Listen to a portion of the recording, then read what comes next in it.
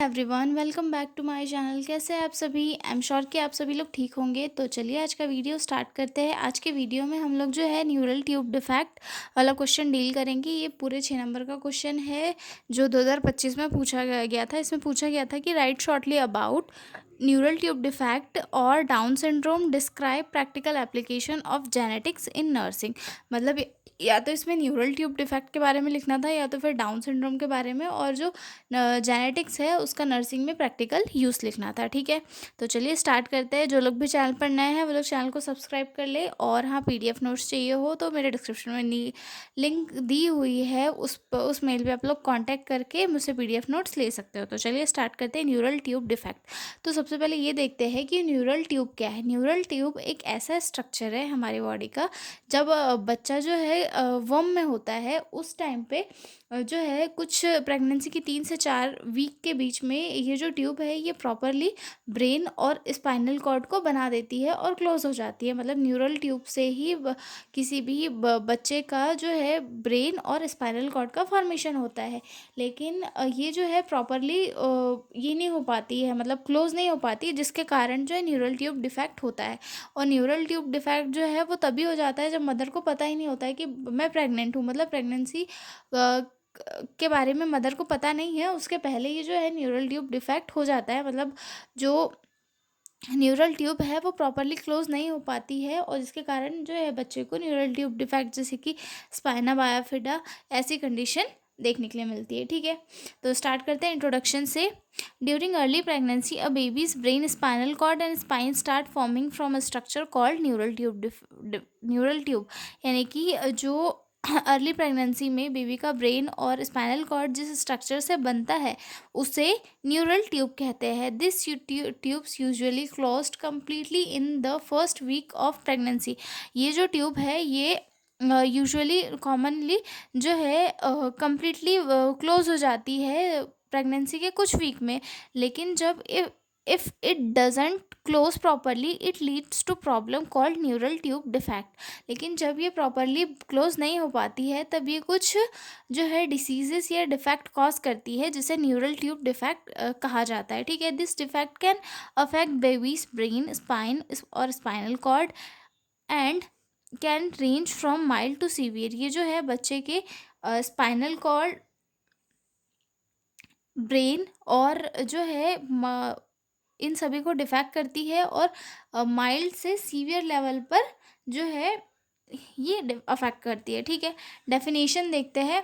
A birth defect that happens when a neural tube does not close completely during the early development of the baby in the womb। यानी कि एक neural tube defect एक ऐसा birth defect है, ये तब होता है जब बेबी का न्यूरल ट्यूब प्रेगनेंसी के शुरू वीक्स में कम्प्लीटली क्लोज नहीं होता है, जिससे ब्रेन, स्पाइनल कॉर्ड या फिर स्पाइन में प्रॉब्लम आती है। ठीक है, आगे देखते हैं। Formation of neural tube.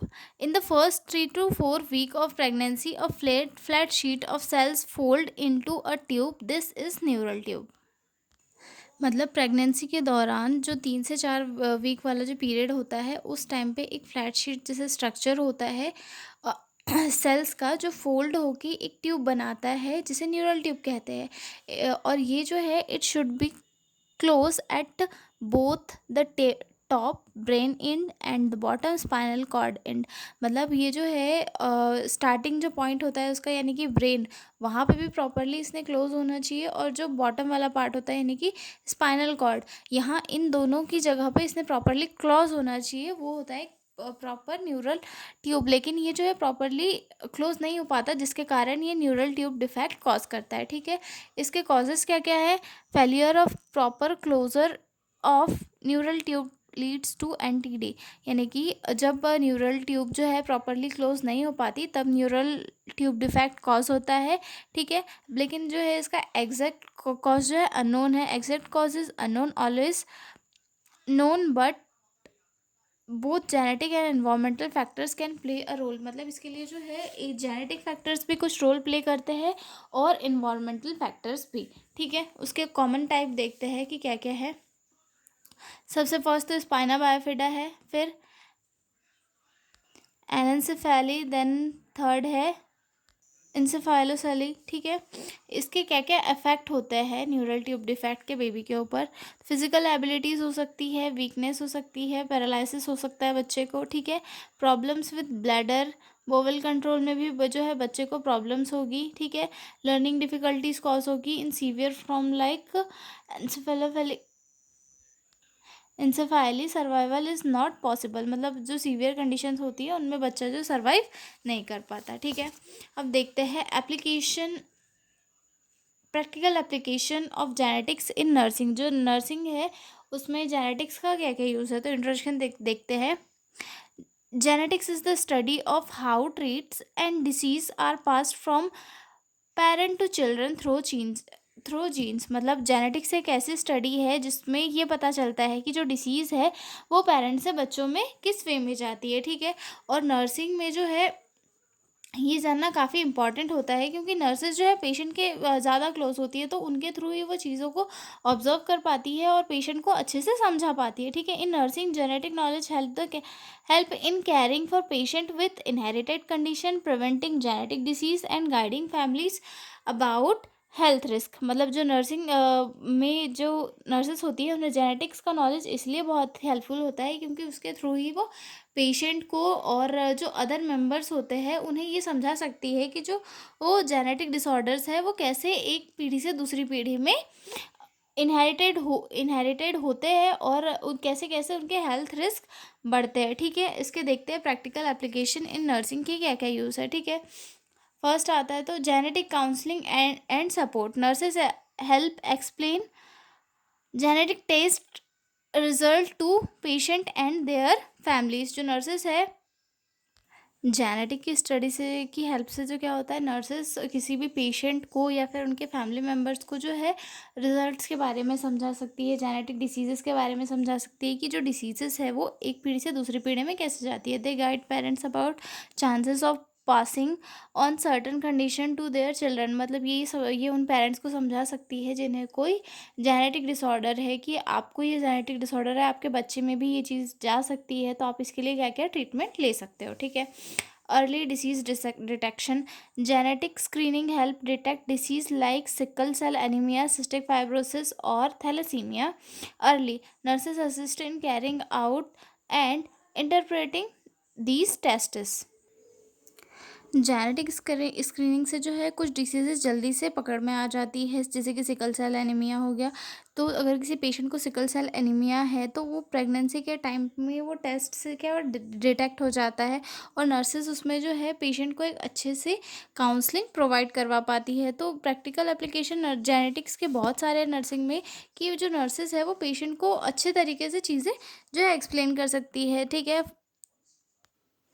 Personal personalized patient care. Genetic help nurses understand that some patients respond differently to medicine because of their genes. This allow for safer, more effectively treatment. ठीक है, हर patient के जो jeans है वो अलग अलग होते हैं, इसलिए मेडिसिन का जो इफ़ेक्ट है वो भी अलग अलग होता है। तो जेनेटिक स्टडी से जो है नर्सेस को ये हेल्प मिलती है कि जो नर्सेस है वो पेशेंट को बेहतर तरीके से समझ पाती है। ठीक है, फॉर एग्जांपल के लिए दो लोग सामने सेम एंटीबायोटिक लेते हैं और एक को फ़ायदा होता है और दूसरे को रिएक्शन, ये जीन्स की वजह से होता है और नर्स डॉक्टर को सजेस्ट करेगी कि कौन सा ट्रीटमेंट सेफ़ है।